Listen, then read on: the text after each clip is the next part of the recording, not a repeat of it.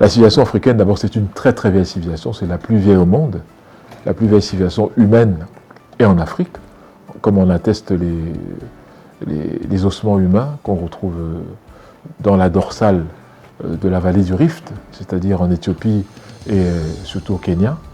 Donc à partir de ce moment-là, on peut estimer que nous sommes le socle de tout ce qui se fait aujourd'hui en termes d'humain. Bon, mais c'est très très lointain tout ça. Aujourd'hui, comment est-ce qu'en 2024, cela se répercute-t-il? Bon, pour moi, un bon leader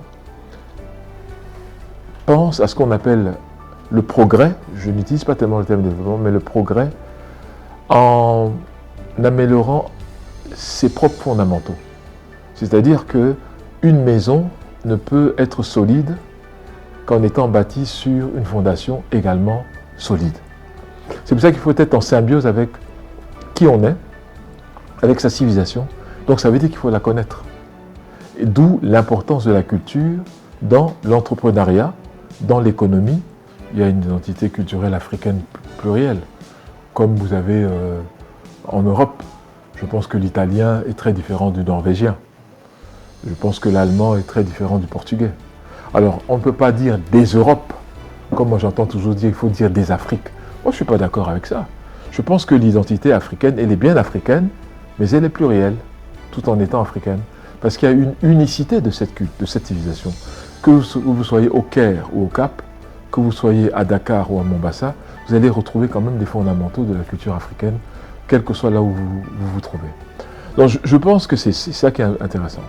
Maintenant, comment d'abord parler de quelque chose que la plupart des Africains ne connaissent pas?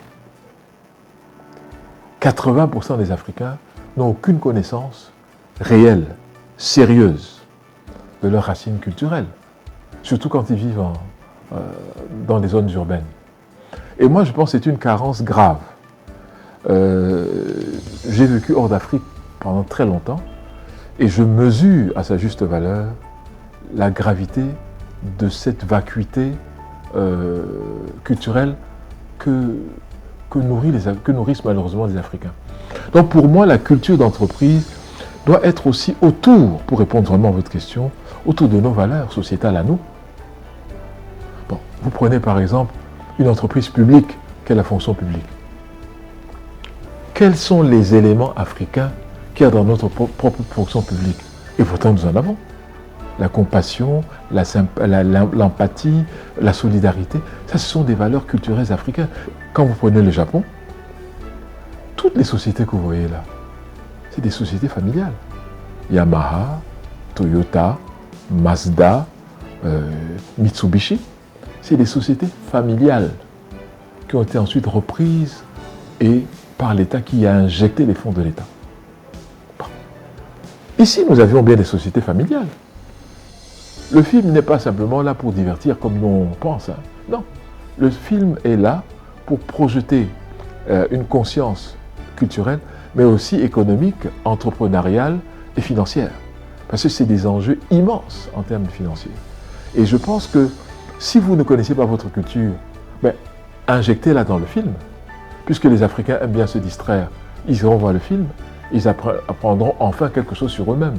Quels sont les grands royaumes du Ghana du 9e siècle, comment ils fonctionnaient, comment la vie quotidienne là-bas se déroulait, comment le royaume du Ghana s'est transformé en royaume du Mali, en empire du Mali du 14e siècle, l'un des les plus riches empires au monde qui n'ait jamais existé, après l'empire Songhai.